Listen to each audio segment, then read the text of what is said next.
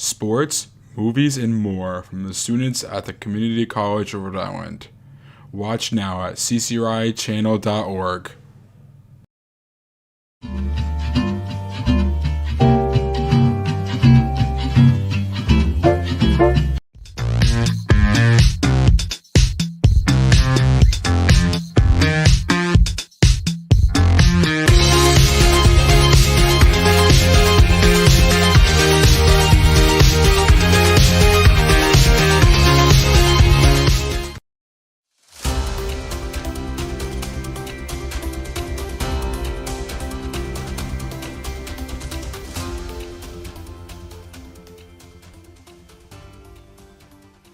Hello and welcome back to CCRI Today, a show that takes a look at what is going on at the CCRI campuses, including news, current events, and sports.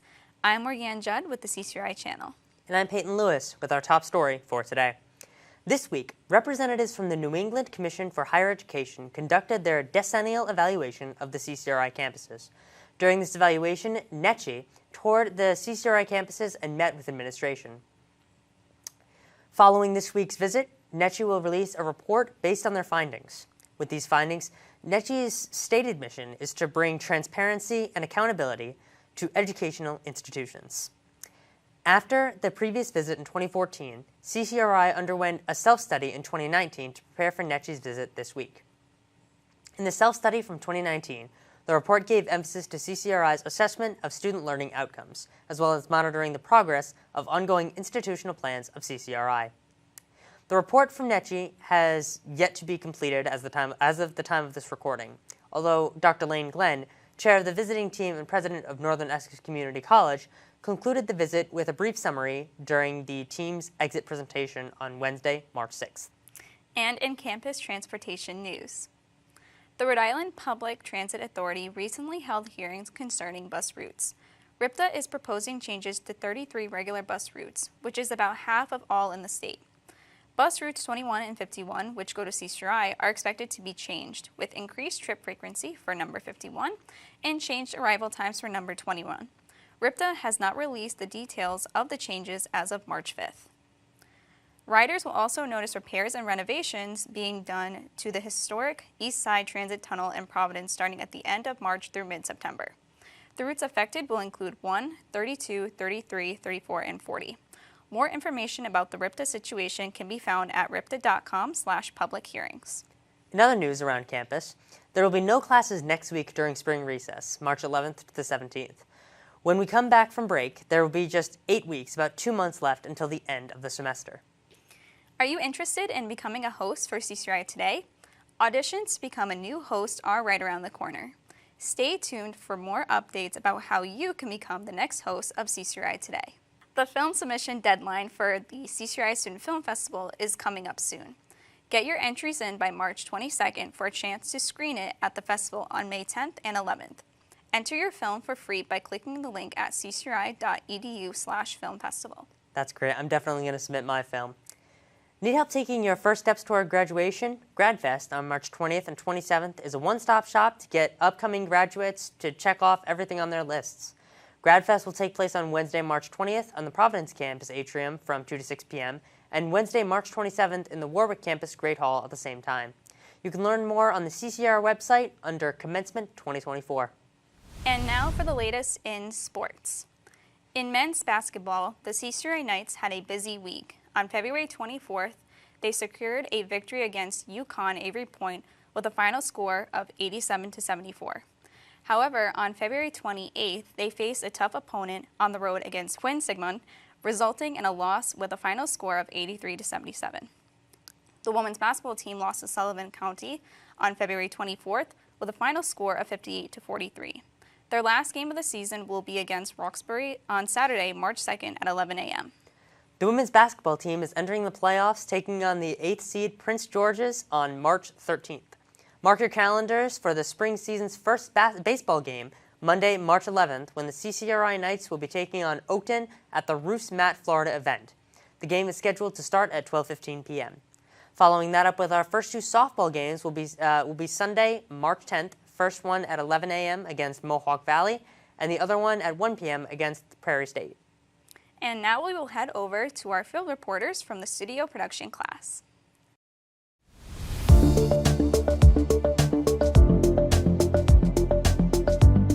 I take buses, so it typically takes me about an hour and 40-ish, depends on the day, especially in the morning. With the 195 closures, it really gets backed up in East Providence and where I travel, especially the bus I take goes over to Henderson. It's about an hour, maybe. Yeah, about an hour. Is that by bus? By bus, yes. My commute before this was probably like 45 minutes, and I'd say now it's probably like 80 to 90 minutes. Was your time affected by the bridge anyway? Not really, not coming south. So a lot of that overspill from the traffic of 195 being closed and down to 2 lanes, it affects my day-to-day pretty rough. And I work in Providence, so no matter if I'm going to class or to work, it's affecting me daily. So, What are your thoughts on the bridge closure? I mean, they're getting investigated by the federal government, so that's always good. I mean, it's good that they're figuring it out now, but I really wish they kind of figured it out beforehand, especially when everything came to light. It's irritating. I hate how long it takes to get here. And waiting for the bus is already like another 15, 20 minutes sometimes, so it's just so annoying. Obviously, it makes my work life a lot more inconvenient. I don't really know too much of the context of how that came to be, so I'm not going to put blame anywhere. But I'll just say it makes my commute longer. So one thing we want to get perspective on is that there's 2 plans being put forward, and the director of Department of Transportation has a week to decide to tear it down, start fresh, or repair it, which is a 3-month schedule. The start fresh has no end goal in sight yet. Well, I would love to know the cons of repairing it, because obviously for my selfish reasons, I'd love for it to just be repaired and just to be able to get to work on time. Yeah, but in terms of demolishing it, I know that's going to be a much longer process, obviously, unless it was significantly safer. If there's some cons I don't know about as a viewer of maybe repairing it will break sooner, or it's not going to last very long, or it's not safe, then of course people's safety come first. But it's frustrating. I just want to be able to get to work on time. The plan with the 3 months is good for now until they have a solid plan to, if they need to rebuild everything. I think they should go into that consideration. But for now, I think the short term is definitely the best option they have, considering how much traffic just goes through 195 just in general to get through Providence. It's right in the heart of the state, so the east side's all closed and all. I know when it first closed, my buddy who works in Providence ended up driving all the way down through Newport just to get through to the other side. I'd rather them fix it. I can deal with this for another 3 months.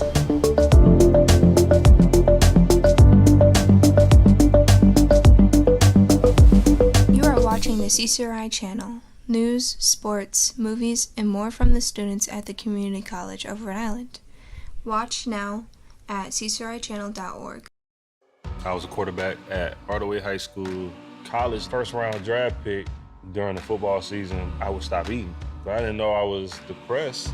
We didn't have any education behind what mental health was. I started to learn it starts here first. If this is together, I'll be better as a father and as a husband. We have to redefine what being a strong man is and heal, love your mind.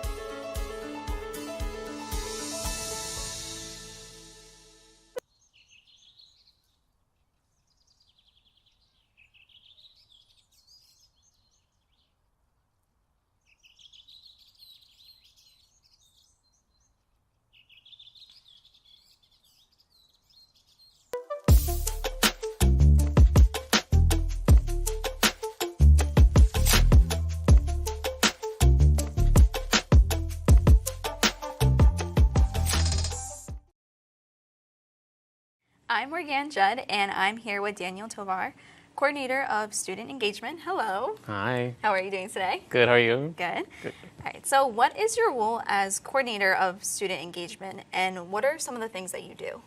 Yeah, so one of the biggest things for my role as Coordinator of Student Engagement is helping our student groups get off the ground and running, as well as just running generally. Anything that can range from kind of helping their executive boards to getting an organization started, going through the student government process of getting everyone recognized and all that stuff. A huge part of my role now too is going to be student government and helping people on the executive team there kind of get that off the ground and running. We're going to start elections soon, so getting that together for the next year. As well as just kind of putting on programs and events that students might come to us in our office for. It could be anything, honestly. If we can find a way to make it cater to students and help, I guess, like better engage them and make their student life better.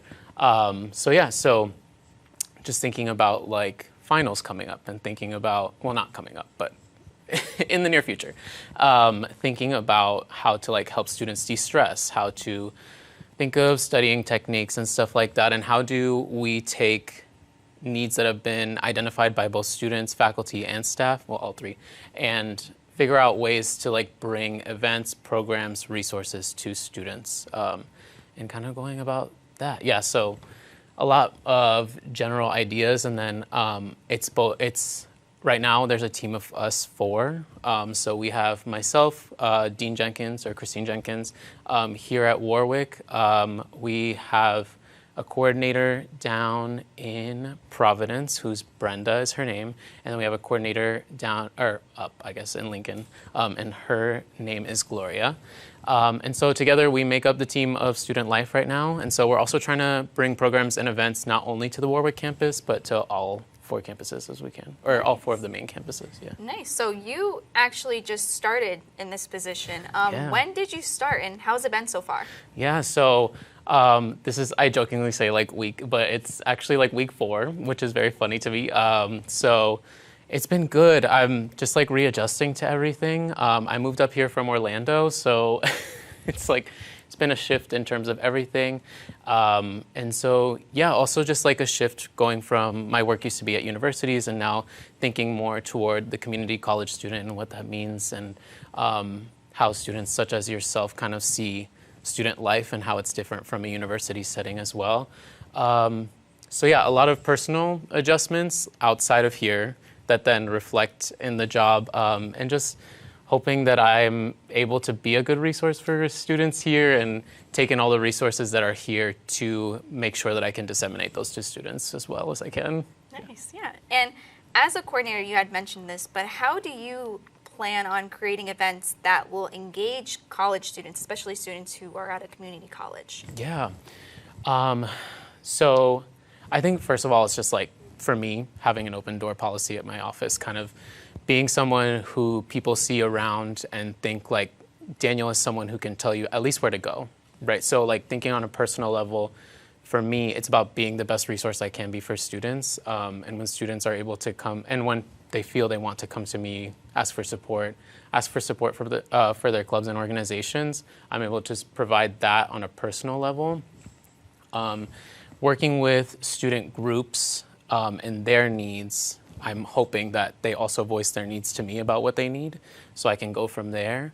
And then just generally our office, everyone in our office is hearing from different students all the time, and we kind of come together on a weekly, bi-weekly basis and kind of figure out, what do we need to add, what do we need to subtract in terms of programming and events, maybe what has worked, what hasn't, and what students need. And so, yeah, if you haven't heard it in everything that I say, to me, student voices are most important to my job. And so I want to make sure that I'm not making decisions on behalf of students if that's not something that someone even wants in terms of a program or an event. Yeah. Nice. And what has been one of your favorite student engagement events so far that you've been part of? Yeah. So I haven't been a part of too many so far, but I will say that for me, what I'm excited about is going to be some of that de-stress stuff that I told you about earlier, of finals week is a stressful time.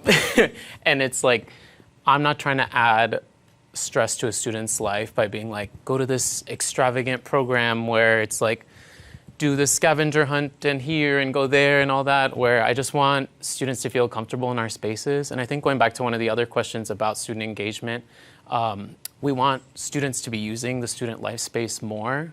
I think in a world post-lockdown where things kind of like we're put at a pause, we're kind of rebuilding the student engagement piece of our jobs as well. Because I think students have redefined what it is to be a college student since then. And so we, like through de-stress events and stuff like that, I'm hoping through finals week and all that we can kind of filter some more students into our spaces, because we have some really cool spaces on the first floor in Warwick. And honestly, at all campuses, where we just want students to like be hanging, and like, it doesn't have to be a specific program. Just like the fact that you're aware that like we have like some couches and a TV and nearby where you can just sit and talk with friends and be there in community with each other. So I'm just really hopeful for, honestly, the community building that can come from our office. All right. Well, thank you, Daniel. We're so happy to have you here at CCRI with us. Thank you. And thank you for watching another episode of CCRI Today. You can find more episodes, student films, and live sporting events at the CCRI Channel, ccrichannel.org. I'm Morgan Judd with the CCRI Channel, and we'll see you next time.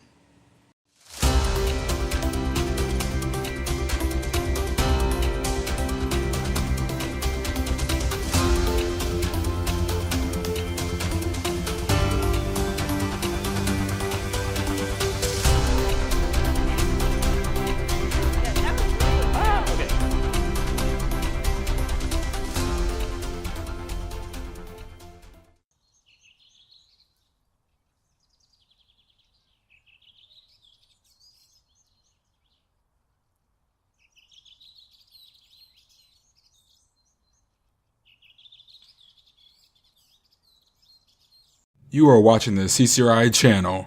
News, sports, movies, and more from the students at the Community College of Rhode Island. Watch now at CCRIChannel.org.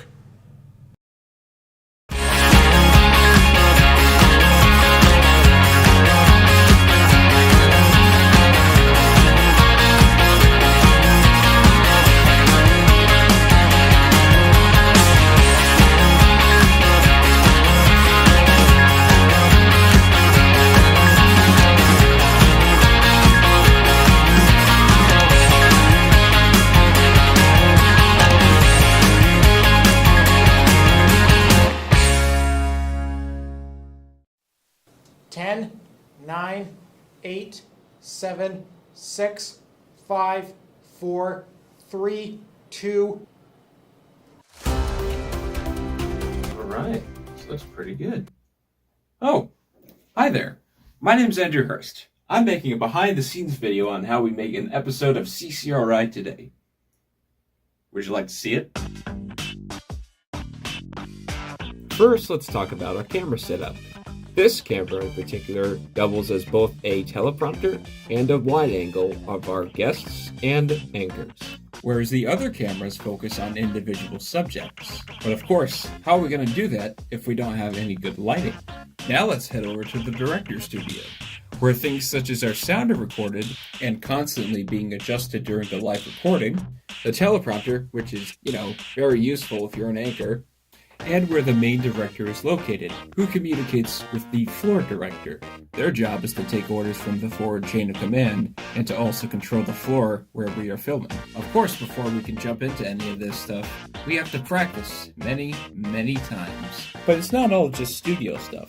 We have to go outside of the classroom and also record interviews and some B-roll footage. That way, editors like myself can work with a much bigger variety of footage. However, none of this would be possible without the help of one man, Professor John Dorn. He's the foreman of the project, helping to make this episode come to life. All in all, making an episode of CCRI Today is very fun. We overcome obstacles and unintentionally make some, but we all learn from our mistakes, and we try our best to make the best content for CCRI Today.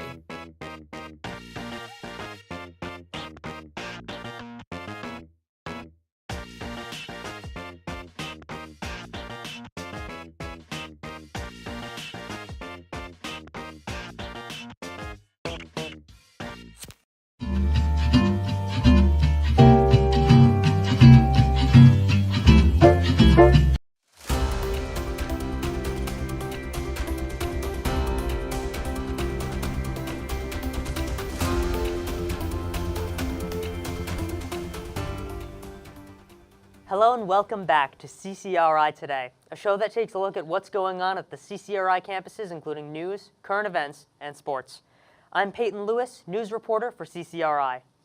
And I'm Morgan Judd, and for our top story for today.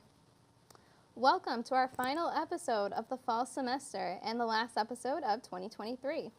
Our top story is a reminder to all students that the last day of classes is Friday, December 15th, and final exams will start the week after.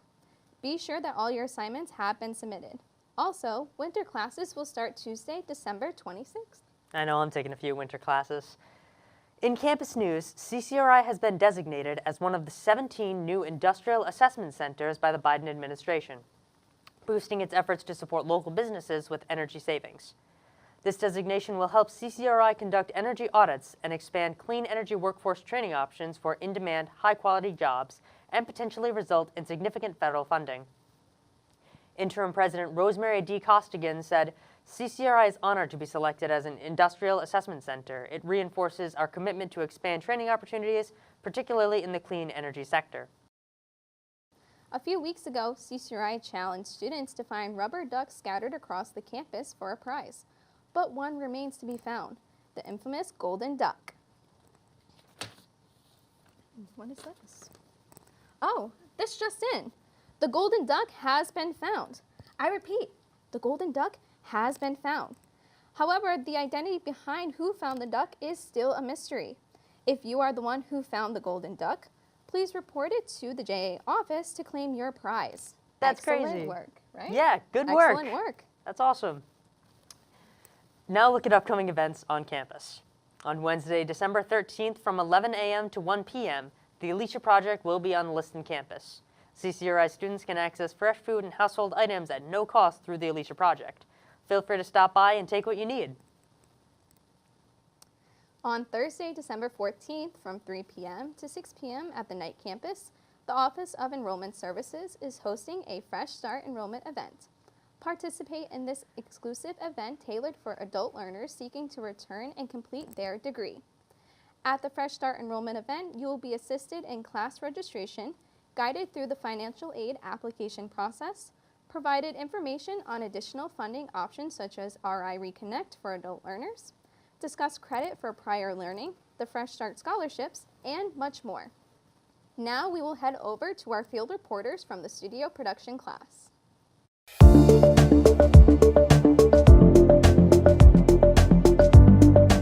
Tell us about yourself. My name is Chris Dunleavy.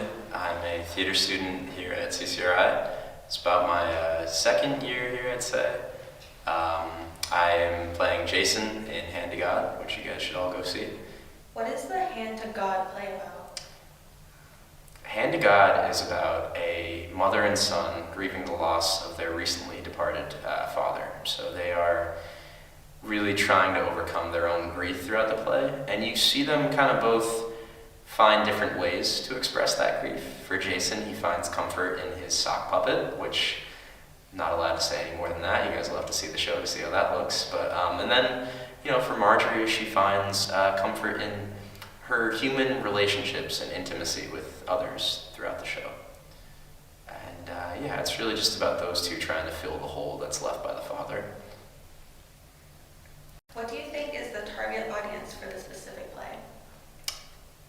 This is an interesting question because I think with this show we've had a lot of people that are maybe more conservative or religious kind of shy away from it, and I would say that that's not necessarily what needs to happen. I think that this show is for anybody that really connects with the themes of grief and loss, and also just it's a funny play. It's such a funny show, and it's a comedy, and if you're looking to laugh and have a good time and also be kind of shocked because it is a dark comedy, this is a good show for you to watch. It's definitely very it's very provocative, but it's also provocative in a way where it's trying to make a statement about religion and kind of the impacts that that can have on individuals that are raised throughout the church. So it's a good piece.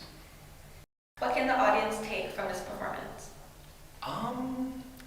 I think if there's one thing I want the audience to kind of thinking about walking away from this play, it's just like, how can we be there for each other, and how can we be more empathetic to what other people are going through? Because I think that my character in this play specifically, I think if people had paid attention more to what he was going through emotionally, you wouldn't see him kind of go to the mental state that he does in the show, and just really, how can we treat each other as human beings, and how can we forgive each other and help each other through our difficult times? So that's what I would say. All right, thank you. Do you have any last words? Come see Hand to God. Hand to God will be running December 7th to December 10th, Thursday to Sunday, 7 p.m. Thursday, 7 p.m. Friday, 2 p.m. or 7:30 p.m. Thursday, 7:30 p.m. Friday, 2 p.m. Saturday, and 7:30 p.m. Saturday, and 2 p.m. Sunday. It's a great show. Please come watch. We need your support. Thank you.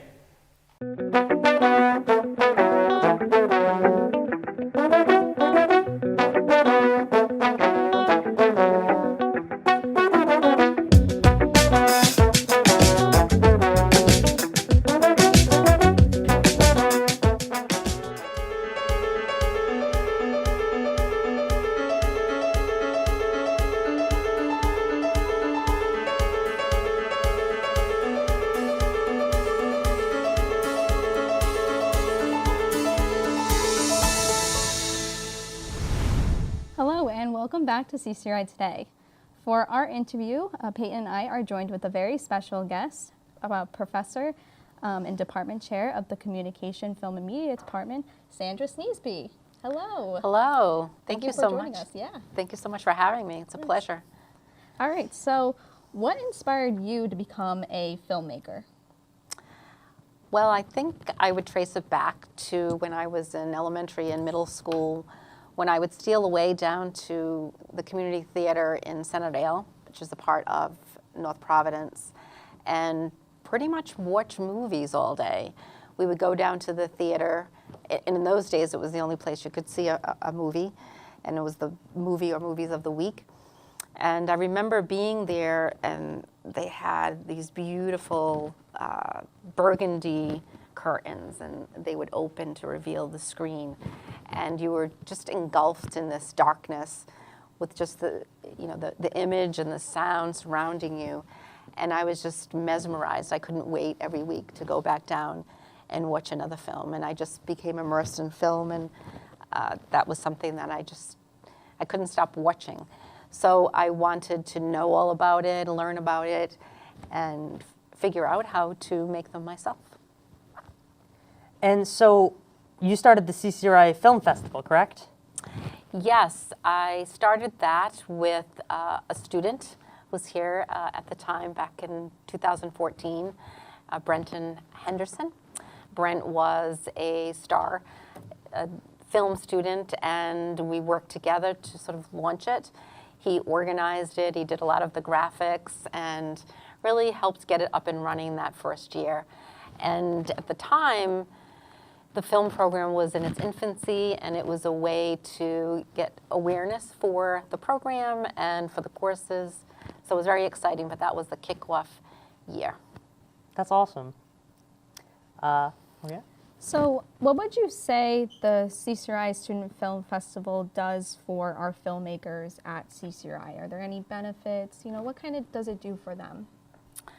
I think the opportunity to have your work shown in front of an audience and go beyond the classroom and just have it seen, which is what art is all about, having others look and view your art, hopefully that it moves or entertains them. So I think it's an opportunity to show the world, as small as it may be, in our little community, to show the world the work that you have done and get feedback and, hopefully applause for your work, which will in turn inspire you to make more work. What kind of categories do they offer to students? Oh, that's a great question, because we are always wanting to add more categories. So we have best of the entire festival, which is excellence in filmmaking, and it's in honor of Brent Henderson, who I started the film festival with, who unfortunately has left us, has passed away. And then we have Best Film in the categories of fictional narrative, documentary, experimental, and animation. And beyond that, we have Best Editor, Best Sound Design, let's see, Best Writing, and we want to add more this year focused on acting, hopefully get some acting awards in there, maybe set design, costumes, etc. But we try to award all the participants in the film production units because, as you know, it takes many people to make a film, and so we want to celebrate all of them. Of course, Yeah. definitely. And what can students look forward to, like in sort of the next year of CCRI filmmaking? We've sort of expanded beyond we started off, it was just a couple of hour festival, but now we've expanded it last year to a full day. And now this year, we're going to have an opening night sort of party celebration to kick off the festival where we can all just get together, maybe dress up and have a good time. And then the following day, the Saturday, will be where all the films are shown, and we'll have workshops, maybe some vendors there. So yeah, we're slowly expanding it every year. That's fantastic. Morgan? Well, that sounds great, and I can't wait to go and see all the student filmmakers and their productions this year. So, thank you for watching CCRI today. We hope you've enjoyed the last episode of this season, and we will see you next season. You can find more episodes, clips, and more at ccri.edu/channel. You stay classy, CCRI.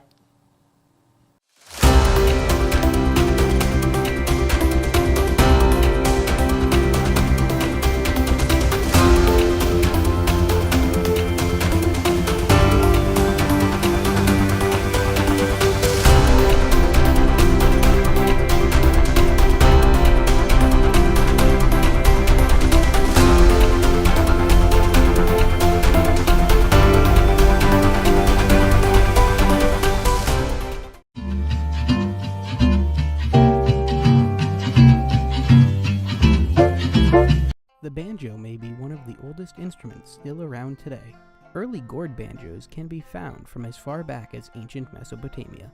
From there, the instrument spread to Egypt in the 15th century BCE and soon after to sub-Saharan West Africa. There, the gourd banjo would change and become a vital part of many musical cultures. The banjo would cross the Atlantic Ocean nearly 3,000 years later on slave ships.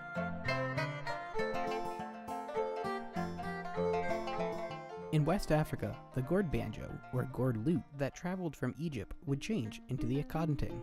This instrument, found in Gambia, consists of 3 strings, a gourd, and a stick for the neck.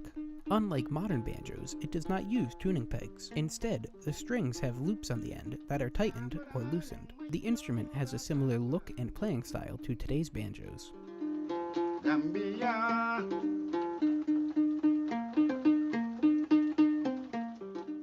However, it is impossible to tell just which West African gourd lute would become the modern banjo.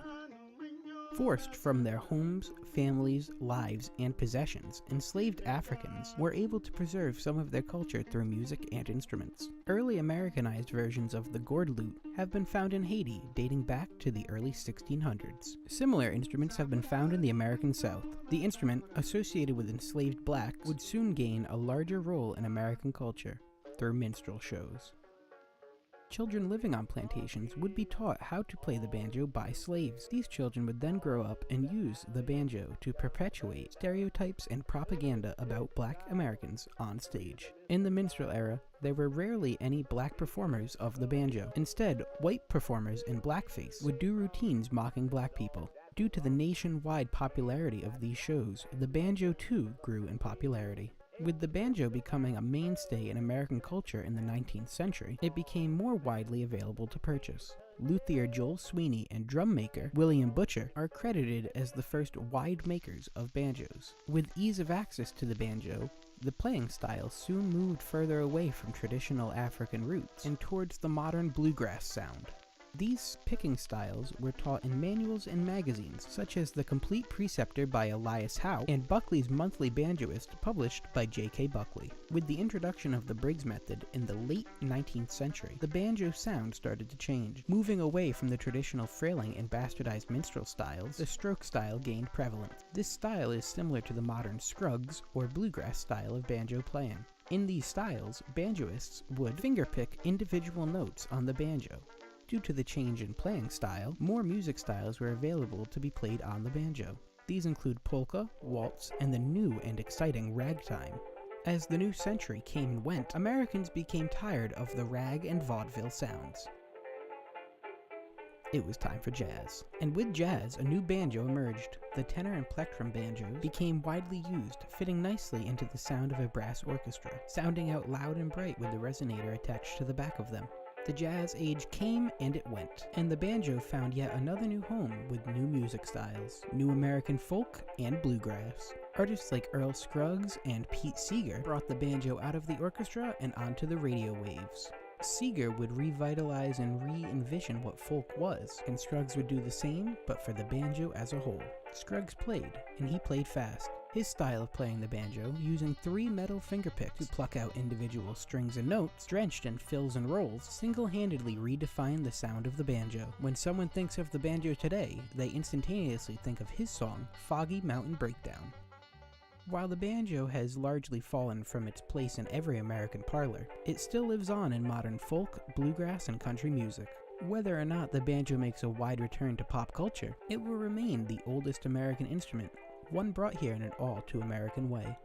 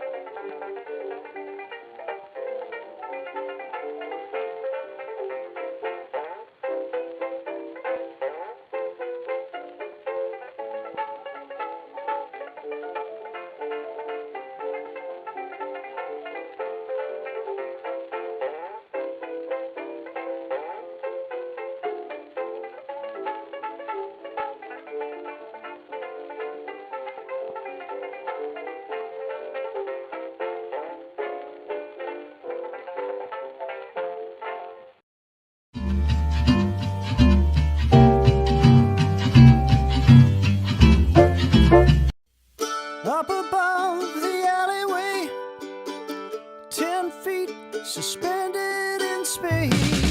I'm taking my precious time getting back to you. So the way I ended up becoming a multi-instrumentalist, which maybe is a bit fancy for somebody like me who just dabbles with different things, is I think it came out of 2 or 3 things. Number one, when I was in middle school and high school, and I was playing music in bands, I just had a curiosity for how different instruments work. I was primarily a guitarist, but guitarists are a dime a dozen. Everybody plays guitar. And I'm a pretty good guitarist, but there are always better guitarists out there. And I found that for survival, it was useful to know how to play some other instruments that other people weren't playing. I was playing in bands that were using, instruments from country music, like mandolin or steel guitar, or even bluegrass music, banjo, in addition to guitar and bass and keyboards. And the more I knew how to play these other things, well, if they already had somebody doing guitar, I could always be that guy who'd raise my hand and say, well, I can do the harmonica bits for you, or I can do the mandolin bits.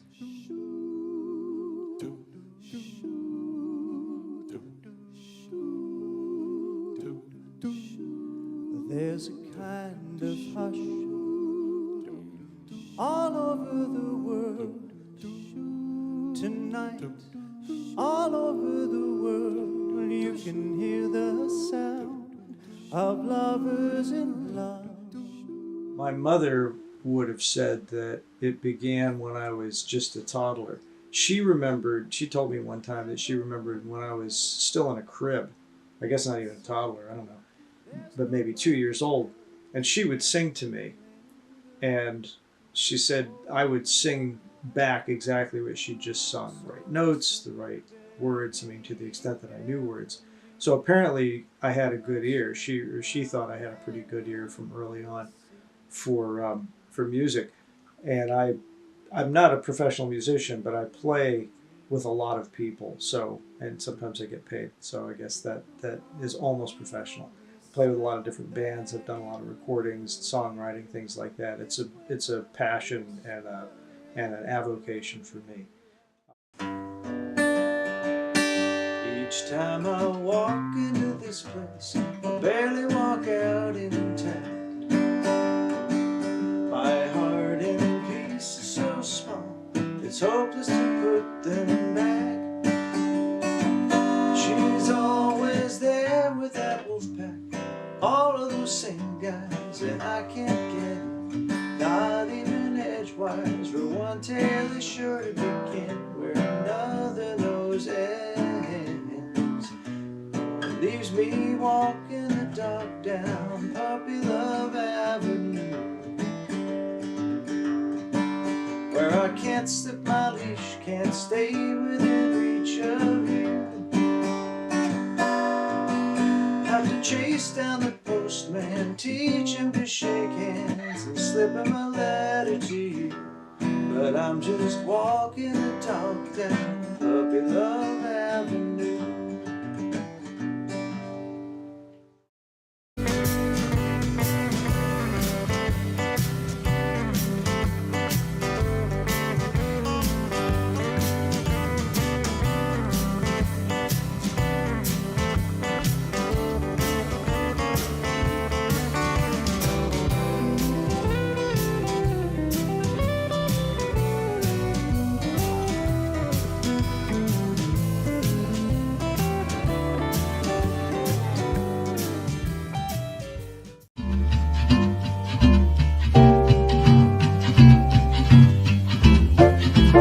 My name is Gabriela Torres.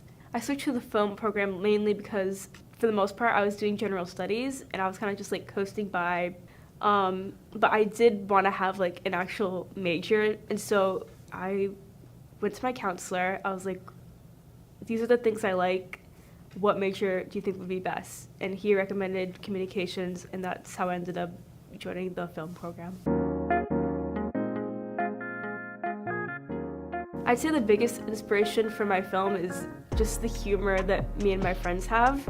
Basically, the whole premise of it is that it's gonna be like these two people that have gone viral on TikTok that have like this food delivery service, but like when you get to know the characters, you find out that they're really bad at their job, and basically a lot of the humor is just like seeing how bad they really are at it. I always had like the idea of this in the back of my head, and I was like, I know who I want. I want Toby. I think Gabby's like a really good director and like really fun to shoot with. I would say it was because like of our synergy. We've been friends for such a long time, and we have a lot of like inside jokes too that I think would be really good for the film, and as well as his humor as well. I think he's really good at like improv and coming up with jokes on the spot. The reason why I joined this film was because I'm a good friend of Gabby's, and I just like acting in general, so I kind of just jump at any opportunity to act. So far during the process, I'd say work is probably like, the biggest thing that's been hindering me. Coming home from work and going to do like schoolwork has been difficult. I think the filming process went pretty well. We filmed it pretty much all in a day. Basically, in the morning, I went to work and then we finished it. We wrapped it up at night. 2 actors, 1 camera person, and a lot of it too was me driving in my car and stuff. I guess the only setback in the process is for one of the scenes we needed food. I was gonna do like a mobile pickup. It was gonna be like a whole scene where we went through the drive-thru and we got the food, but they said my car got charged twice. Just so you know, your order came in twice. You were charged 2 times for it. So it was like this whole thing, and I didn't get the scene that I wanted, but that was probably like the only thing. My advice is someone who is starting out, and don't be hesitant, just go for it. Even if you think that, oh, it's not even going to be that well, it's all kind of just for practice, and then you'll just build on your skills more and more over time the more you do it. So don't be afraid like, oh, no one's going to like it, it won't be this enough, it won't be that enough, just go for it.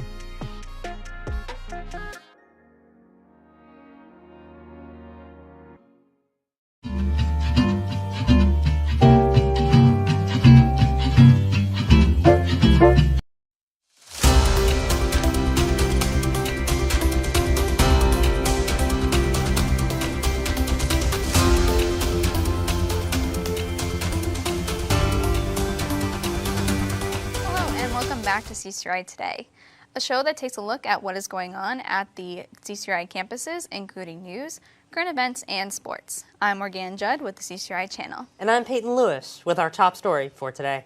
Many CCRI students have been late to class due to significant traffic from the Washington Bridge construction beginning in mid-December. The Rhode Island Department of Transportation closed the bridge after engineers found broken pins in the bridge supports. There's still a decision to be made on whether the bridge will be repaired fully as it stands or torn down to be replaced with all new material. Traffic is being detoured to the Henderson Bridge, and according to the Rhode Island DOT's website, drivers will be set back roughly 10 to 15 minutes during peak traffic times during the weekdays. I know that that's definitely set me back in the mornings. Peter Alviti, the director of Rhode Island Department of Transportation, says it will be another 3 months until a decision is made regarding the bridge, and that any potential repairs on the bridge would be an additional 3 months. As of yet, there is no proposed timeline for a plan to tear down and repair the bridge. And on the CCRI Warwick campus, come visit the Margaret M. Jacoby Observatory. It's a great resource for the public to use, and it houses a beautiful 16-inch telescope. During February, you will be able to see the amazing Orion star constellation in the night sky. If you want an even better look, go to the observatory on a clear Wednesday nights from 6 to 8 p.m., and it's free and available to all. To learn more, go to the CCRI Observatory website. And now for upcoming events on campus. Well, first up, we have celebrating Black History Month on February 28th. Student Life will be hosting Black History Trivia. Test your knowledge, learn something new, and engage in important conversations. This will be an online event, so you can join from the comfort of your own space. Join us on March 25th, 26th, and 27th for a transfer fair event. Additionally, don't forget that our career and internship fair is just around the corner, coinciding with the transfer fair dates. This means you'll have back-to-back opportunities to explore transfer options and career prospects, all conveniently located in one place. Keep a lookout for other exclusive college events like Poetry Slam and award ceremonies. Find more information at events.ccri.edu. And now in sports, with the women's basketball season coming to an end, we would like to acknowledge the season that they've had. Currently 11-0 in their conference with a 16-6 record, this team continued to put on a show throughout the season. The game of the year was on January 25th at the Holyoke Cougars. This game was a blowout from start to finish, with the CCRI women's team putting up a statement game, winning 71-8. The last game of the season is home, here at the CCRI versus Sullivan County on February 24th. Let's see if the women can end this year strong. Men's basketball is not looking good as they're losing more games than winning, with 11 wins and 15 losses. What's the cause? We don't know, but the stats indicate more home wins while losses originate far from home. In good news, recent games show a healthier win-lose dynamic, which means a comeback might be around the corner. Even during losses, they still come close, ending just shy of a point or two. To cement their full comeback, they need to put in their effort, but looking at their previous games this season, it's anyone's game. However, as the season ends, let's cheer them on and give them our best. And now we'll head over to our field reporters from the studio production class.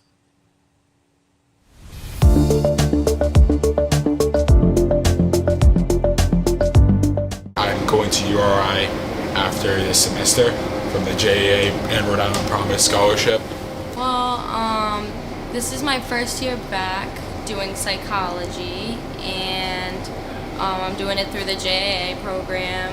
I'm majoring in just general education right now, and I plan to transfer to Rhode Island College, and I'm going to major in there either 2 or 4 years and get my master's in secondary education. I'd like to become an art teacher. So right now I'm majoring in economics, and I'm planning to go to URI. Do you think it was a seamless process for you going to JA, or do you think you had to navigate? How easy was it for you? No, it was really easy. I just made an appointment with my advisor, and he literally had the list up and showed me exactly which classes to pick. So. No, it was pretty straightforward. I I looked at it, I signed up, I met with my advisor, and it was just like that. It was quick. It's been pretty seamless, honestly. It's been easy going. I just do school like I normally would do school, and I know that at the end I have this tunnel to travel through easily and carefree now. I understand that For a lot of people, it was easy to do, but for me, I was coming during COVID, so I feel like there was a lot of miscommunication.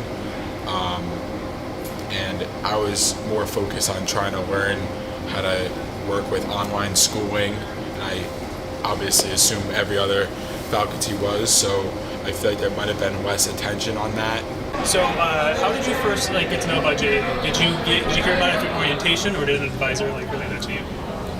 So I heard it from a friend because I was researching my option for college, and I just heard it from a friend, and I asked my advisor about it. I think it was actually orientation day. I was instructed to sign up for a JAA because it was going into the path I was going into, and it just provided even more easiness into getting into the college I want to get into. When I first did CCRI, they asked me about it because I had said that I wanted to end up eventually get a master's in psychology, and they said you can't do that at CCRI, so they have the transfer option. Do you have any closing thoughts about JA? Any opinions and hot takes? No, honestly, just sign up for it if you can. If you're going to URI or RIC, it's an easy path to take. When I found out I wasn't actually signed up, I was very close to that cap and I almost didn't make it. So just wanted to come on here to say that just make sure you're signed up if you want to go for it, and make sure you're ready. My name is Zach Alvadis, and you are watching the CCRI Channel from students at the Community College of Rhode Island.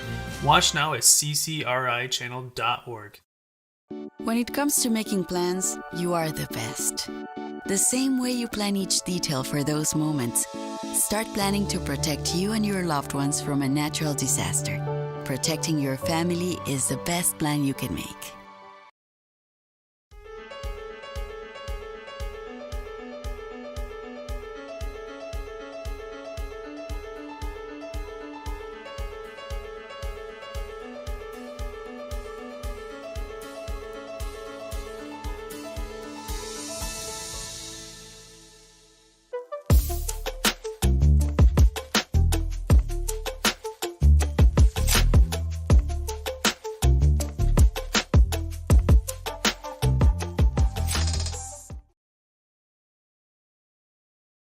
Hello and welcome back. I'm Peyton Lewis, and I'm here with Anna Batty, manager of CCRI's Transfer Center.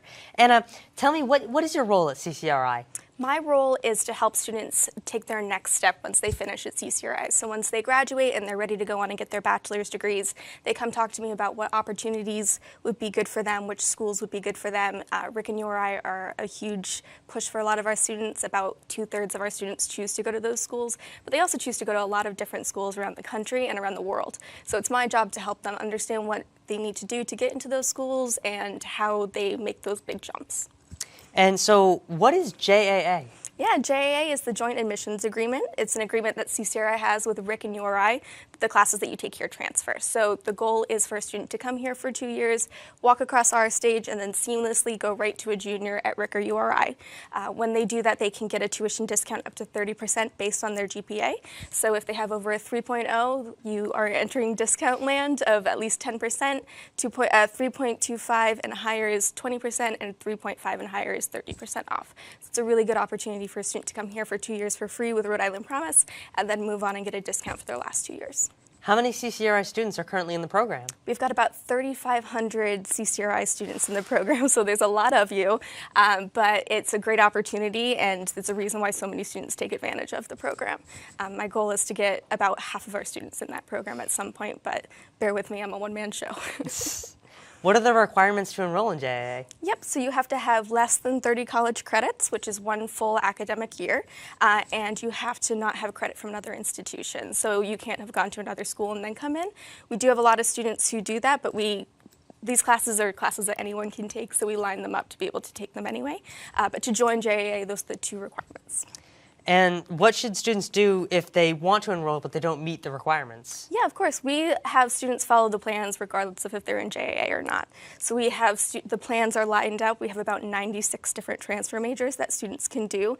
The goal is by the end of this year, there'll be over 100 for students to take advantage of. And we just have students take the classes that would be in those majors without being in the JAA program. So we show them how to use their Degree Works, which is a wonderful program that you can access in your MyCCRI account. And in there, it shows you all the classes that you would need to take to transfer. Most of CCRI's classes do transfer, but not all of them. So it's really important to take a look at that degree work evaluation and see what classes you're taking and how they go to Rick and URI and other colleges. Awesome.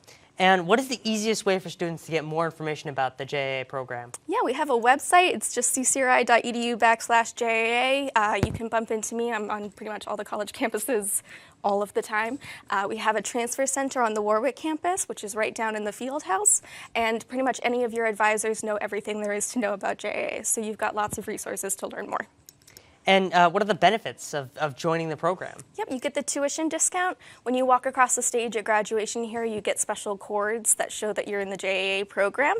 You are automatically accepted to Rick or URI, so there's no application fee. Your transcripts are sent over, so essentially the application process is something I handle and you don't have to deal with at all. You get an acceptance letter straight out of the mail from Rick or URI, and Rhode Island College actually has agreed to waive all enrollment deposits for all students if they're in the JAA program. So there's zero cost to actually starting at your four-year institution. Excellent. And is there any corrective action students can take if they had thought they were enrolled in JAA but they actually weren't?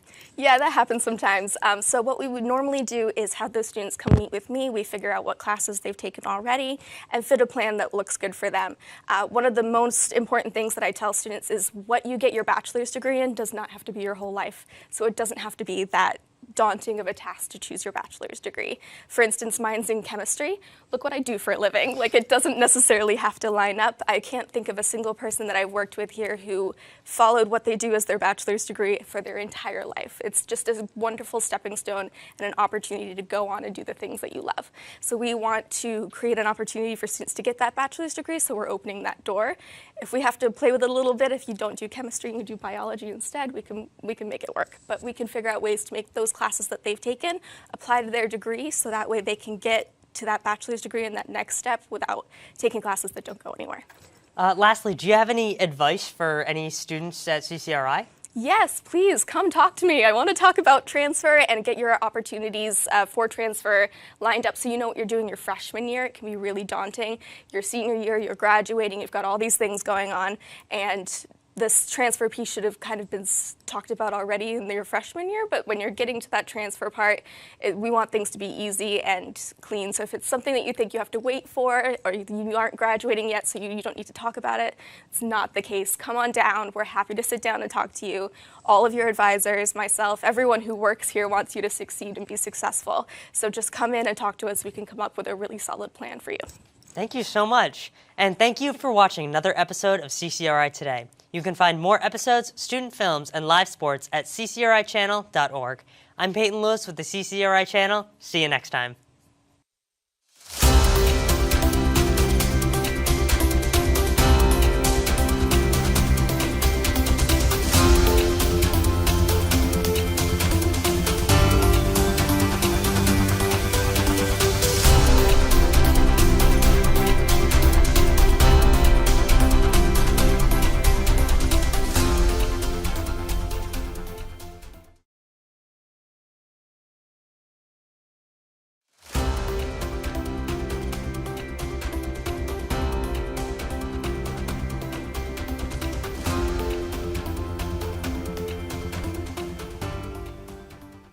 Hello and welcome back to CCRI Today, a show that takes a look at what's going on at the CCRI campuses, including news, current events, and sports.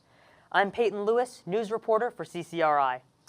And I'm Morgan Judd, and for our top story for today. Welcome to our final episode of the fall semester and the last episode of 2023. Our top story is a reminder to all students that the last day of classes is Friday, December 15th, and final exams will start the week after. Be sure that all your assignments have been submitted. Also, winter classes will start Tuesday, December 26th. I know I'm taking a few winter classes. In campus news, CCRI has been designated as one of the 17 new industrial assessment centers by the Biden administration, boosting its efforts to support local businesses with energy savings. This designation will help CCRI conduct energy audits and expand clean energy workforce training options for in-demand, high-quality jobs and potentially result in significant federal funding. Interim President Rosemary D. Costigan said, CCRI is honored to be selected as an industrial assessment center. It reinforces our commitment to expand training opportunities, particularly in the clean energy sector. A few weeks ago, CCRI challenged students to find rubber ducks scattered across the campus for a prize. But one remains to be found, the infamous golden duck. What is this? Oh, this just in. The golden duck has been found. I repeat, the golden duck has been found. However, the identity behind who found the duck is still a mystery. If you are the one who found the golden duck, please report it to the JA office to claim your prize. That's Excellent crazy. work, right? Yeah, good work. Excellent work. That's awesome. Now look at upcoming events on campus. On Wednesday, December 13th from 11 a.m. to 1 p.m., the Alicia Project will be on the Liston campus. CCRI students can access fresh food and household items at no cost through the Alicia Project. Feel free to stop by and take what you need. On Thursday, December 14th from 3 p.m. to 6 p.m. at the Knight campus, the Office of Enrollment Services is hosting a Fresh Start enrollment event. Participate in this exclusive event tailored for adult learners seeking to return and complete their degree. At the Fresh Start enrollment event, you will be assisted in class registration, guided through the financial aid application process, provided information on additional funding options such as RI Reconnect for adult learners, discuss credit for prior learning, the Fresh Start scholarships, and much more. Now we will head over to our field reporters from the studio production class. Tell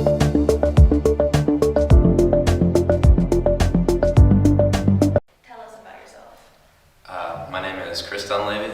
I'm a theater student here at CCRI. It's about my second year here, I'd say. I am playing Jason in Hand to God, which you guys should all go see. What is the Hand to God play about?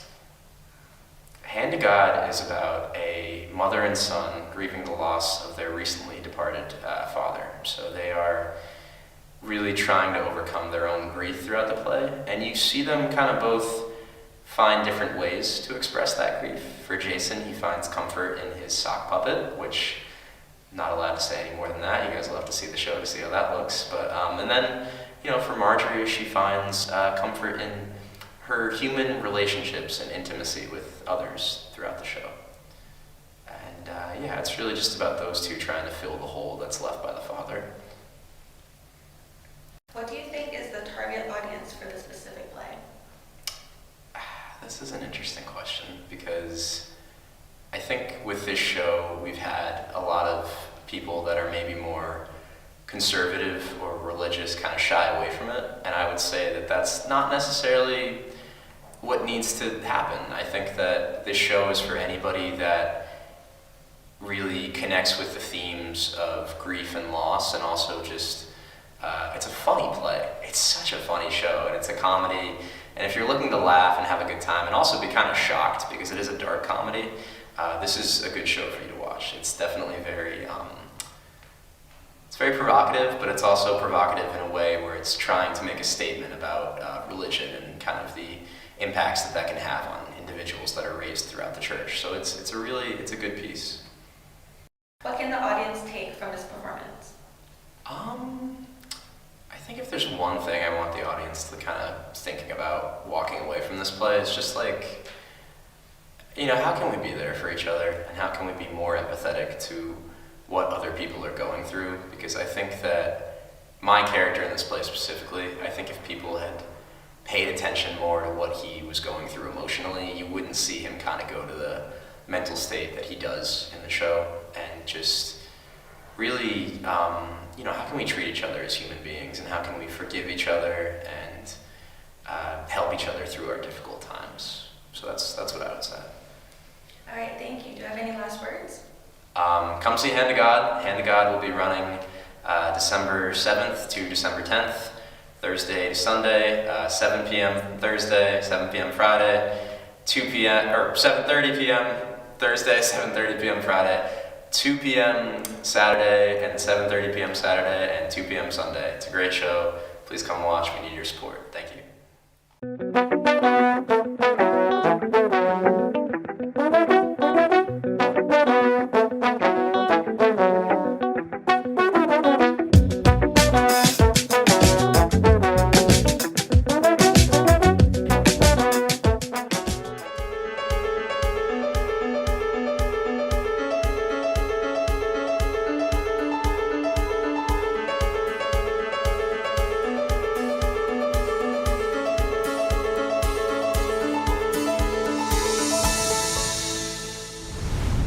Hello and welcome back to CCRI Today.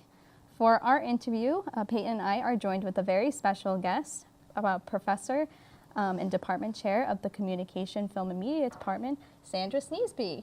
Hello. Hello. Thank you for so joining much. us. Yeah. Thank you so much for having me. It's a pleasure. All right. So, what inspired you to become a filmmaker?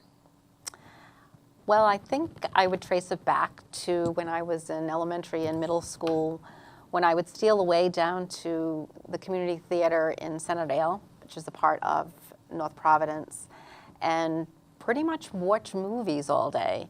We would go down to the theater, and in those days it was the only place you could see a movie, and it was the movie or movies of the week.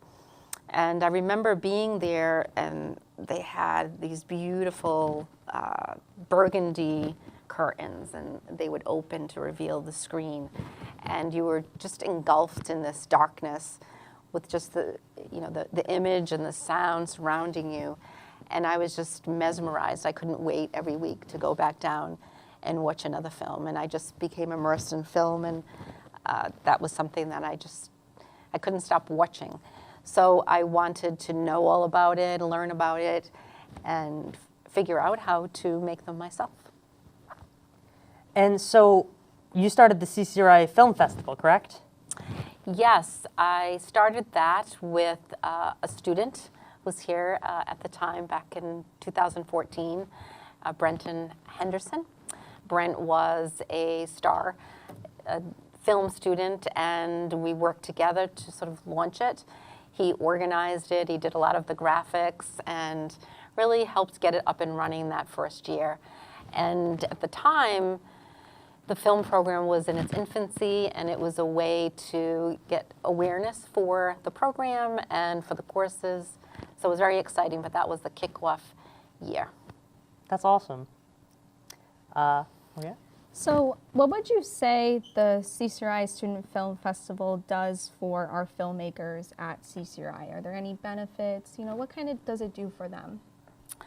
I think the opportunity to have your work shown in front of an audience and go beyond the classroom and just have it seen, which is what art is all about, having others look and view your art, hopefully that it moves or entertains them. So I think it's an opportunity to show the world, as small as it may be, in our little community, to show the world the work that you have done and get feedback and, hopefully applause for your work, which will in turn inspire you to make more work. What kind of categories do they offer to students? Oh, that's a great question, because we are always wanting to add more categories. So we have best of the entire festival, which is excellence in filmmaking, and it's in honor of Brent Henderson, who I started the film festival with, who unfortunately has left us, has passed away. And then we have best film in the categories of fictional narrative, documentary, experimental, and animation. And beyond that, we have best editor, best sound design, best writing, and we want to add more this year, focused on acting. Hopefully get some acting awards in there, maybe set design, costumes, etc. But we try to award all the participants in the film production units, because as you know, it takes many people to make a film, and so we want to celebrate all of them. Of course, Yeah. definitely. And what can students look forward to, like in sort of the next year of CCRI filmmaking? We've sort of expanded beyond we started off, it was just a couple of hour festival, but now we've expanded it last year to a full day. And now this year we're going to have an opening night sort of party celebration to kick off the festival, where we can all just get together, maybe dress up and have a good time. And then the following day, the Saturday, will be where all the films are shown, and we'll have workshops, maybe some vendors there. So yeah, we're slowly expanding it every year. That's fantastic. Morgan? Well, that sounds great, and I can't wait to go and see all the student filmmakers and their productions this year. So, thank you for watching CCRI today. We hope you've enjoyed the last episode of this season, and we will see you next season. You can find more episodes, clips, and more at ccri.edu/channel. You stay classy, CCRI.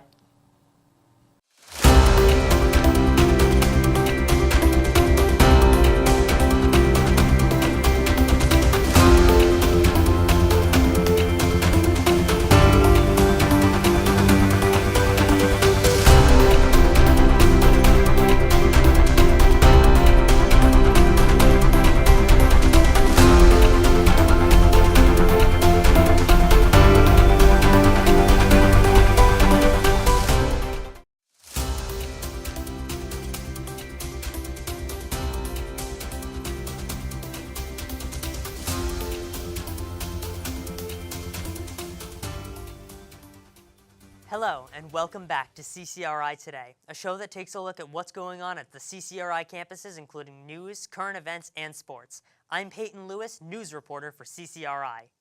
And I'm Morgan Judd, reporter for CCRI. And for our top story for today, the Community College of Rhode Island has been designated as the National Center of Academic Excellence in the Cyber Defense for the next 5 years. This is the second step of a two-step accreditation process by the National Security Agency. This is the second time CCRI's cybersecurity degree program has earned the CAE-CD designation. It was first earned in 2018, and CCRI's cybersecurity program director, Michael Kelly, said, "We are very happy to receive this designation once again. It underscores the commitment to the cybersecurity program by the college. Achieving this designation would not have been possible without the contributions from the community college, and I really appreciate all their help and support." Congratulations, CCRI. It's a big deal. In campus news, the student government met on Friday. The central focus of the meeting revolved around endorsing the Filmmakers Club, with additional discussions on enhancing the club creation process to facilitate ease for new students. CCRI's Learning Lab and Dental Clinic was remodeled through a partnership with the Delta Dental of Rhode Island, which was supported by a $400,000 grant from the Strata Education Foundation. The partnership began in 2021 when oral hygiene professor Julie Galishaw stated that the college's dental training lab has not been updated since 2003. During this period of time, Thomas Chase, Chief Operating Officer, addressed the country's dental hygienist shortage. Due to the partnership, there was a 25% increase in the number of dental hygiene students at CCRI. Dental hygiene student Daniel Hernandez states that he always wanted to help people, and this career choice has helped him achieve that. Now, a look at upcoming events on campus.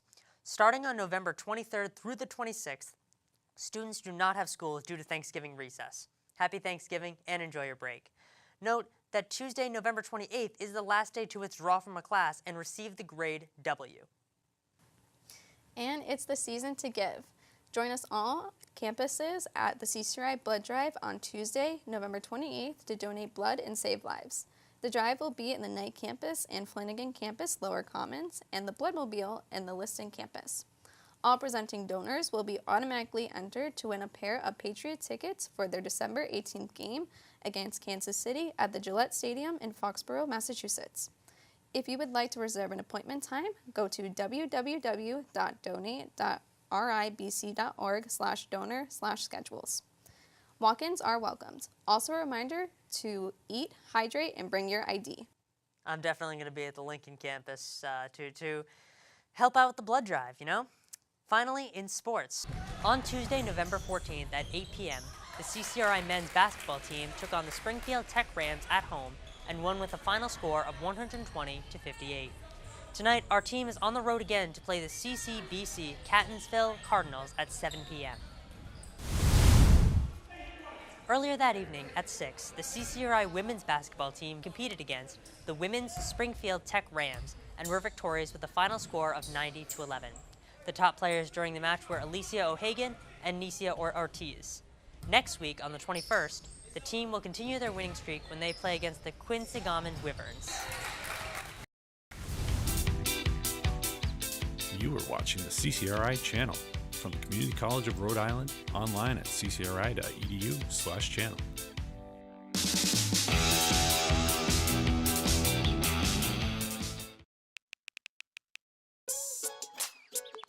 Worried about your friend but don't know how to reach out? You could say how are you or get a fake tattoo. You can ask with an app if it works for you. You could chat with them in VR. It's so good. If you think you should check in, yeah, you should. Whatever gets you talking. Reach out to a friend about their mental health. Whatever gets you talking. Learn how you can help at seizetheawkward.org.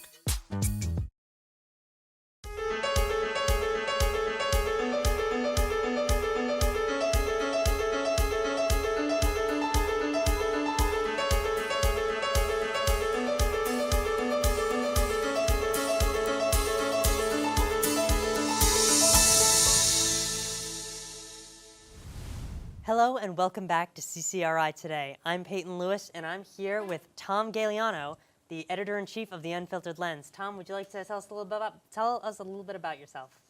Yeah, sure. I started at CCRI last year. I've been with The Unfiltered Lens since October of last year, and I'm a chemistry major, actually.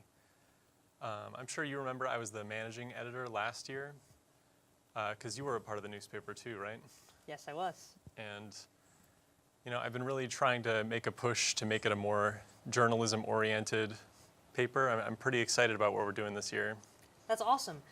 So how long have you been the editor-in-chief?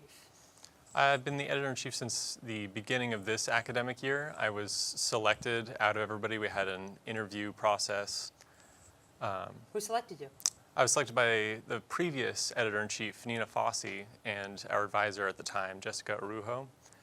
And I'm really excited to be taking on the role. I know I saw Nina work so hard last year to build this newspaper up from nothing, and it was a lot of work. And I underestimated the amount that she did for this newspaper until taking it on myself.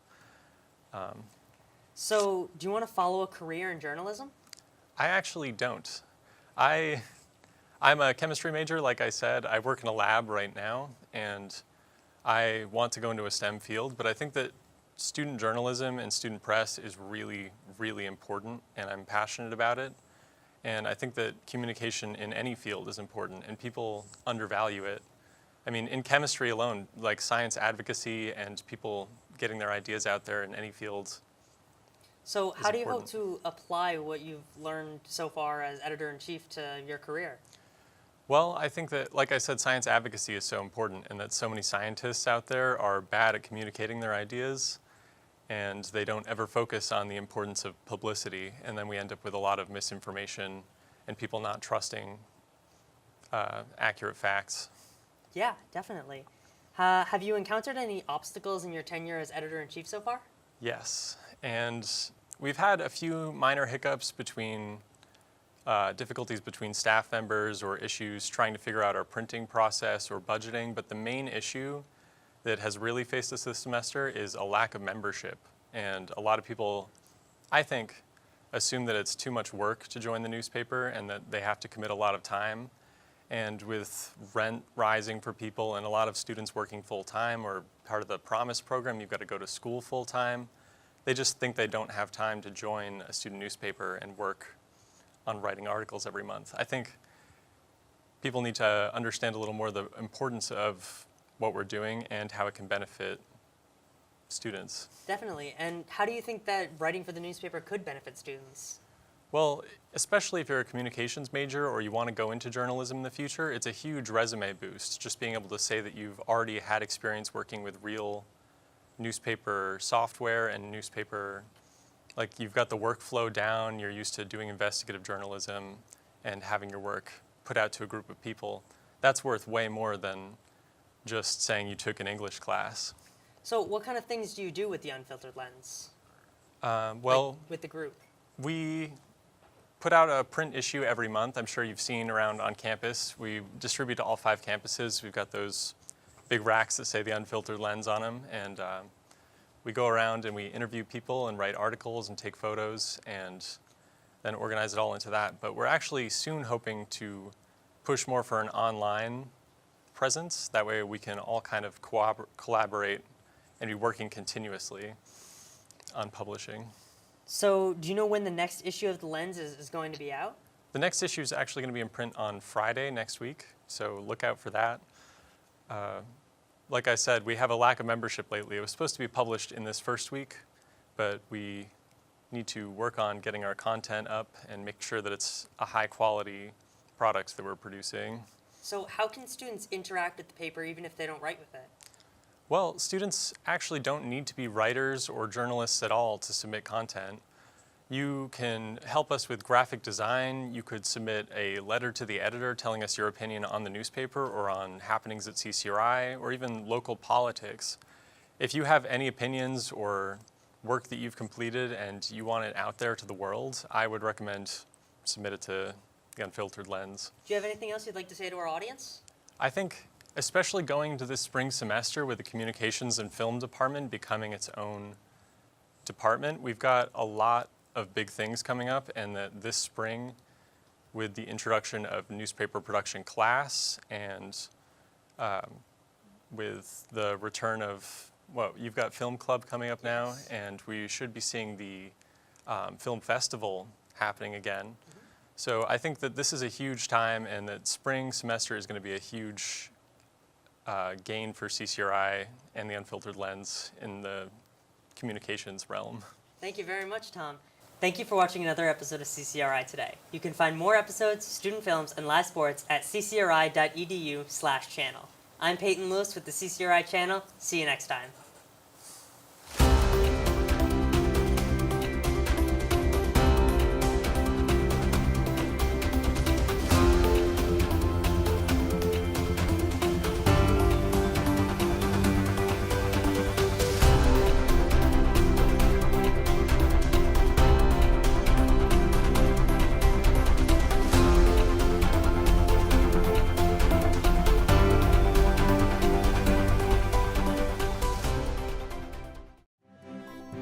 My name is Zach Alvadies, and you are watching the CCRI channel from students at the Community College of Rhode Island.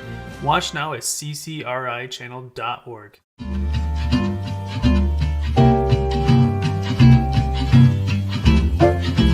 You are watching the CCRI channel. News, sports, movies, and more from the students at the Community College of Rhode Island. Watch now at CCRIChannel.org.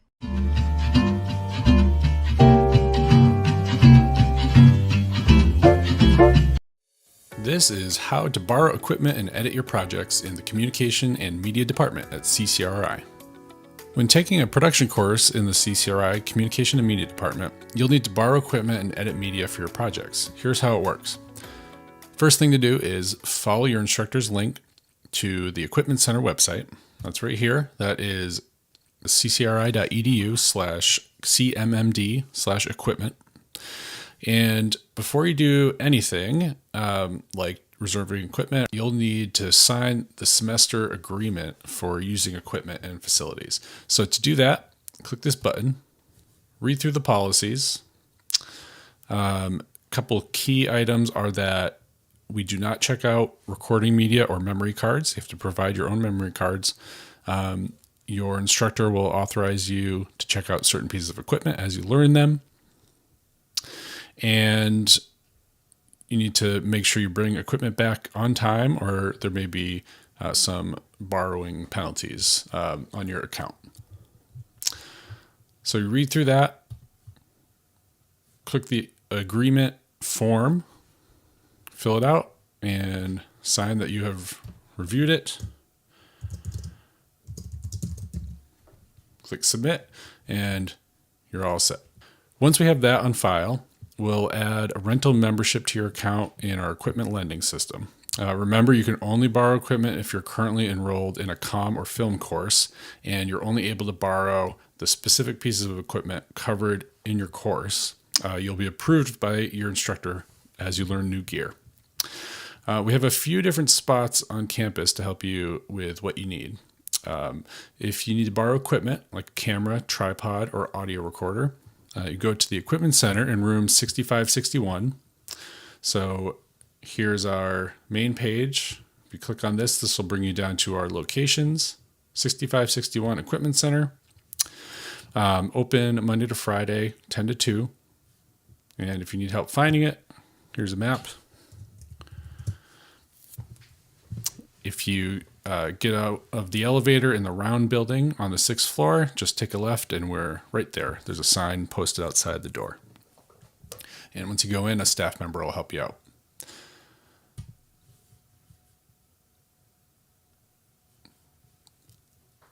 If you need to edit your project or get extra help with post-production, go to the Studio/Edit Lab classroom in room 0526.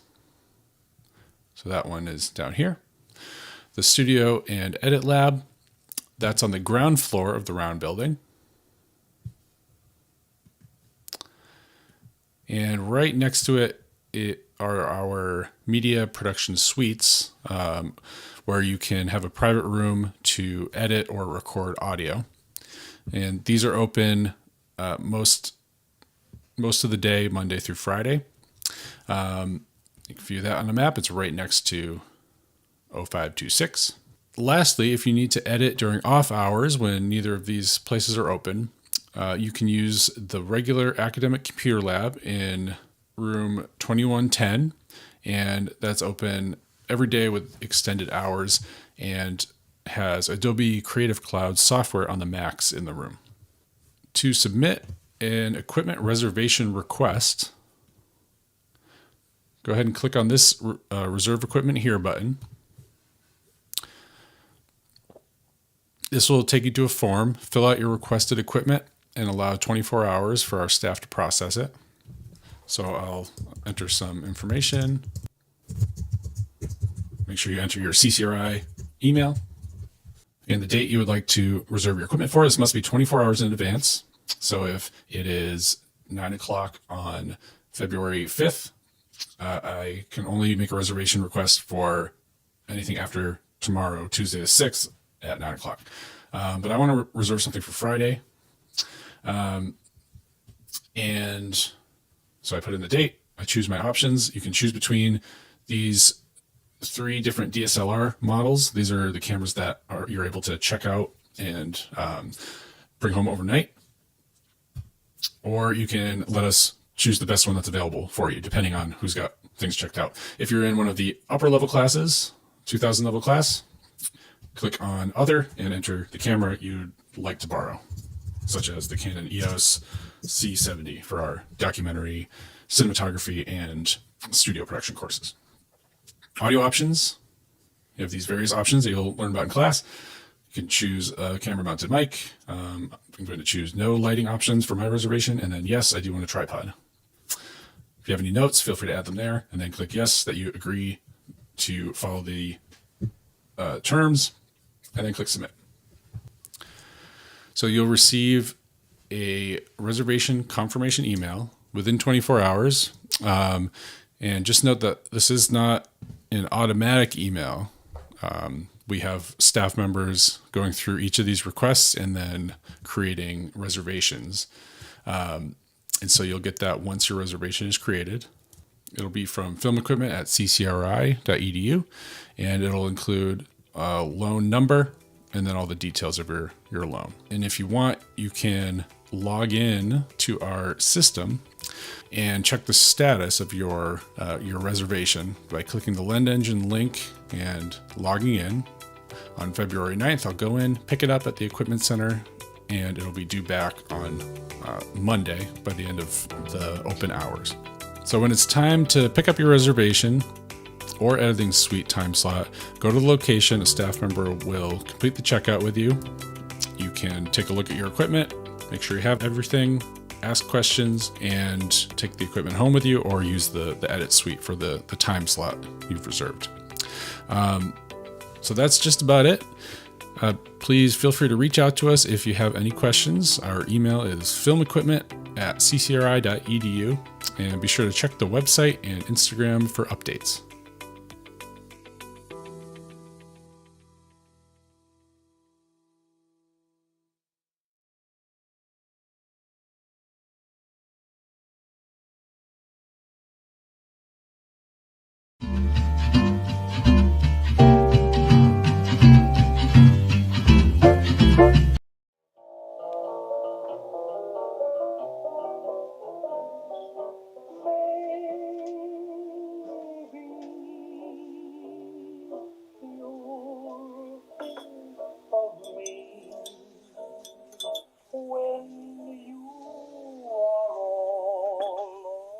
You do realize that your earthly presence is not required for this interaction, right?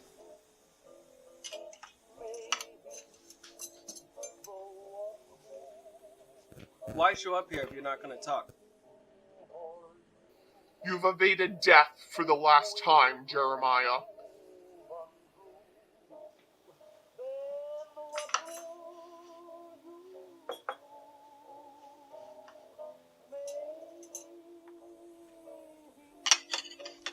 Why don't you just eat it like a sandwich? I like to keep my hands clean. Is that a crime? No, but skirting death is. Really? Where does it say that? In the Bible?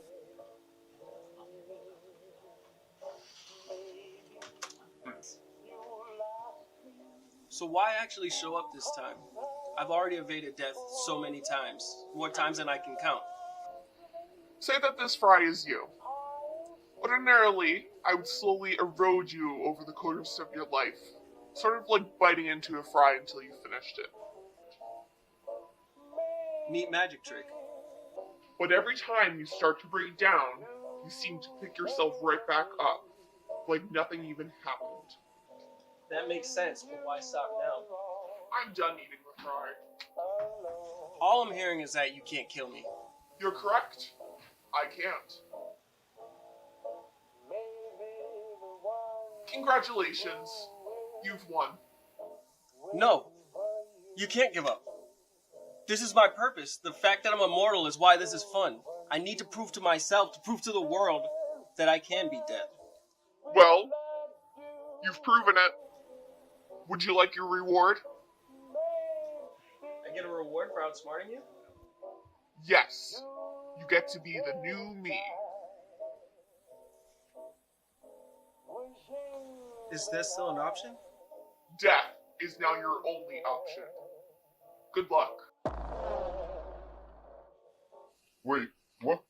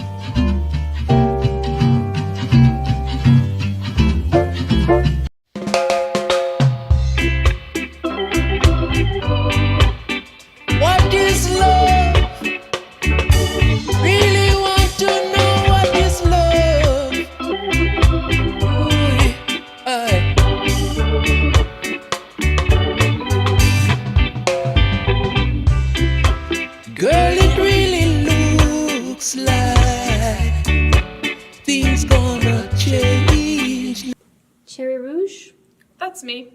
My parents have a sense of humor. How was the drive? Fine. We found the place, right? Andre Sartre, nice to meet you. Nice to meet you too. My friends and I have always wanted to apply to Grandma's Basement. Great games. Great games. That's great to hear. Teresa Mozart, right? Yes, that's me. Do you like classical music? I get that joke too many times. Sorry, let's just get on with the interview, shall we? Yeah, that would be lovely. So, your resume says you've been coding since middle school. What got you started? I have this little brother, Zeke. He's great and all, but his social skills can be a little... He was diagnosed with autism. I mean, some days he doesn't even talk. But he loves video games. And one summer, when he was like 7, he wanted to go to this coding camp. But he was too scared to do it alone, so I went with him. I don't know, I just kind of fell in love with it. Plus, I love to make video games for Zeke. It helps us bond. That's nice. Yeah. And plus, I think he's super psyched to have a sister who codes video games professionally. Excuse me if I'm assuming, but does your last name have anything to do with Eric Sartre? He's my dad. So the video game industry is something you're familiar with? Yeah, I plan on working for a few outside firms, but, he's always over my shoulder. And is your father the reason you're interested in video games? Originally, yeah. The expectation is I'll go work for him, you know what I mean? That's how it goes. So why video games? Can I be blunt? Oh, please do. I love blunt people. It pays well, and it doesn't make me want to stab myself. So, what do you consider your biggest strength? I think I can remain calm in just about any situation. It takes a lot to faze me. I'm good at finding solutions to problems. I can make, light of any grim situation. That's kind of my sense of humor. Really? You can make a joke out of anything? Can you make a joke out of 9/11? Will I be immediately disqualified for it? Right, let's do something a little less extreme. Can you find the humor in Hannah Graves? Excuse me? After all, you made light of her back then. I don't really know what you're talking about. Don't lie to me, please. Hannah Graves doesn't matter. For someone who claims to remain calm, you sure turn on a dime. I just don't know why this shit is coming up now. Well, Teresa, we pride ourselves on our safe working environment, and the mouth you showed Hannah is quite alarming. Did that come up in the background check? I thought you guys only check social media and criminal records. We found Teresa's suspension and dug a little deeper. Oh. But that's Teresa's record, not mine. I know that, Miss Rouge, but... What happened to Hannah was really unfortunate. But I don't know what that has to do with anything. Are we supposed to be talking about my qualifications? You say you're a problem solver, but you're the one who started the problem. How do you justify that? Okay. Calling Hannah a baby during a fight was childish. But that was a one-time thing. It was Andre that made it a thing. And what Teresa did? She deserved way more than a suspension. Did you imitate a baby crying whenever Hannah... People were laughing. It was a joke, okay? I just make jokes. That's my thing. Did Hannah laugh? That's... Please remember to breathe, Andre. In and out, there's no time limit. Everyone was laughing. It was a joke. Andre. Listen, why am I the one being on trial here, okay? I was just making people laugh. Cherry was the one that started it. Teresa finished it. I just made jokes. Okay, I admit it. I put all the diapers and the bibs and the baby powder in her locker, but Hannah had pissed me off, and Andre's crying gave me the idea. What did she do to warrant that? What? You think she's a saint just because I did something a little mean? She seems that way. She kissed my boyfriend. You call that innocent? Honestly, if you're gonna blame me, then you have to blame Cherry and Andre too. In fact, blame Hannah. I didn't tell her to kill herself. Victim blaming is very low. Oh, she's a victim now? I think most people would agree. You know what? This is bullshit. I'm out. Something the matter? There's no door. Oh? How did I get here? You walked in, of course. No, I don't even remember walking in or when we stopped driving. We're dead. Do you think I could just get like a glass of water or something? I'm just It's just a little weird. I think that'll be all. What do you mean? I've seen all that I need to. I can go? Yes, I'll send you where I've decided you'll go. What do you mean? Mr. Sartre, you and your friends never made it to the interview. The three of you passed away in a car crash on the way there.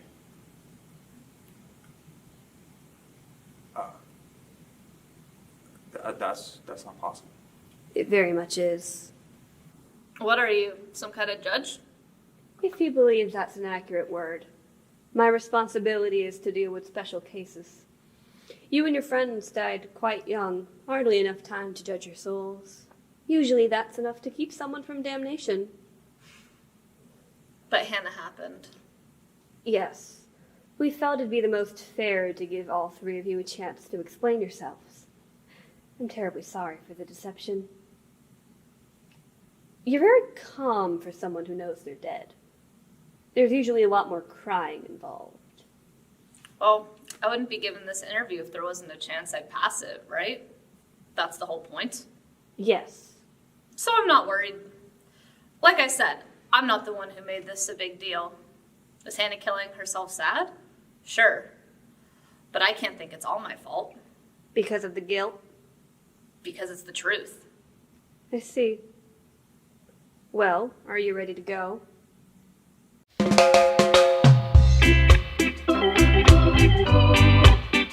What is love? Really want to know what is love? Ooh, aye.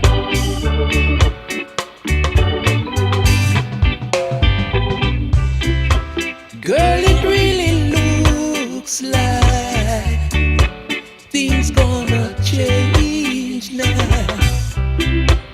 With you, my love, it's you, my love. For so much love you gave away now, and so much kissing.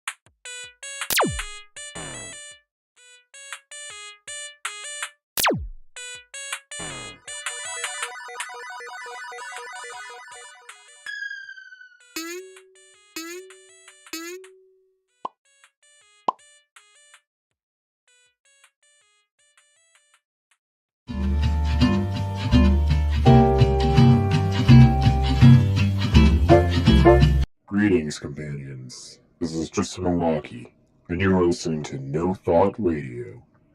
I'm gonna put the new song on by Skipper 12 called Birthday Card Dilemma. Grandma sent me a birthday card with no money in it. I need to find a fix. Life is hard at 26. No, this is not a top 40 hit. This is not compute. Be gone, be gone.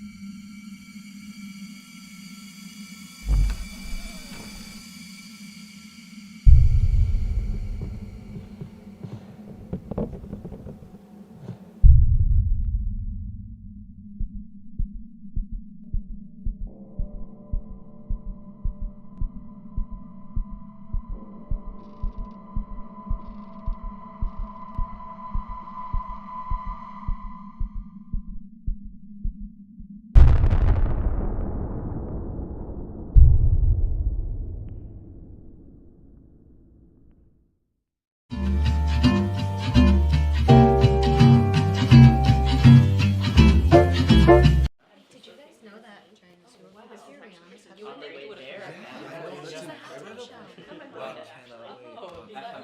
so talented. What's been going on with you guys? How's work? It's been going pretty good. I'm starting my new job soon. So yeah, excited. Guys, what's up? That's awful. Because you guys, I think you're so strong for going. Oh. Riley! Hey, how have you been? I've been doing alright. How are you? How's the family? Stressful, but they're doing good. My dad's all hyped about the acceptance, so I'm riding that high for a while. Oh yeah, you got into Salve, right? Yeah, I bet it's gonna be the headliner today at dinner. Yeah. But hey, it's not gonna be all about me. Dad's been talking about you too. Right. Devin, Riley, help come set the table.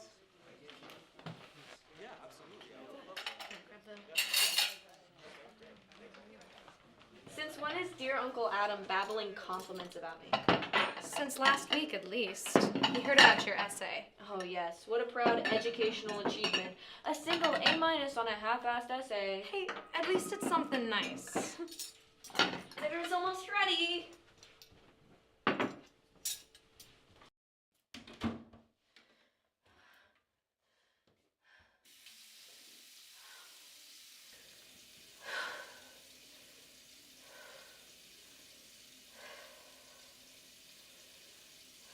Breathing in.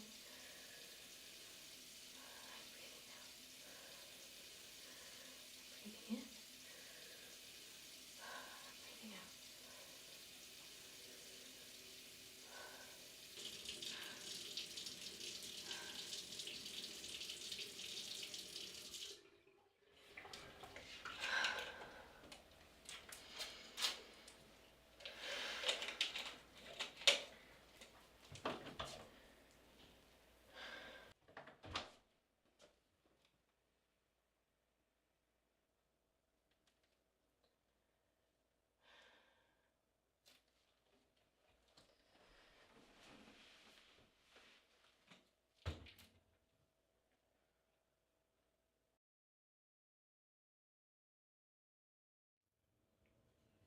Mica, titanium dioxide, soy sterol, tetrasodium, glycerin.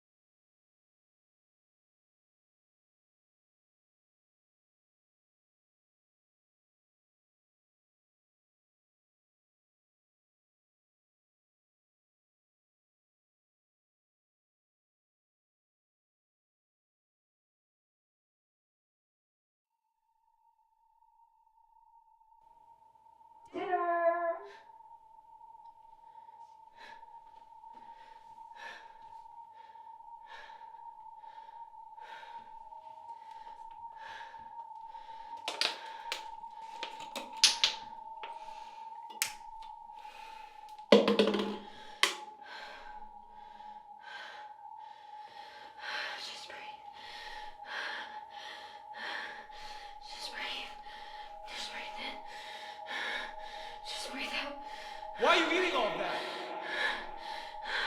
Stop thinking! Just breathe.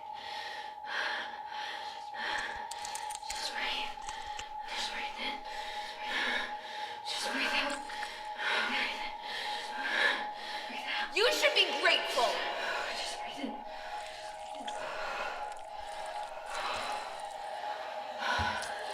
Breathe out. It's not my job to fix you.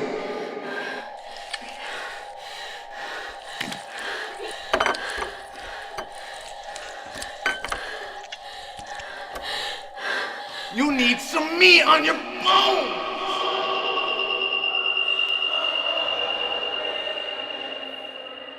What? Can you all that? Hey, can I come in? Right. It's okay to come out. No, it's not okay, okay? I'm not fucking okay. I didn't even want to come today, but they made me, and now I just have to sit out there at that fucking table with all that fucking food and make small talk while they eat to their heart's content, and I know. They're still setting everything up. We don't have to go out yet.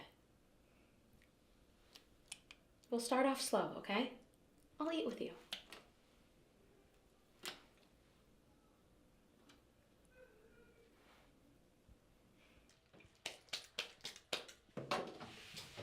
Alright, come on.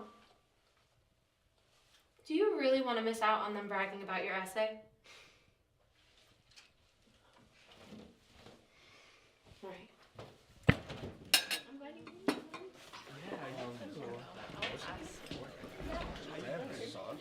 You've been doing alright. Well, thank you for this meal. There's our scholars. Oh, hey. Alright. Yeah, thanks. Would you like some? Oh, for sure. Yeah. Really?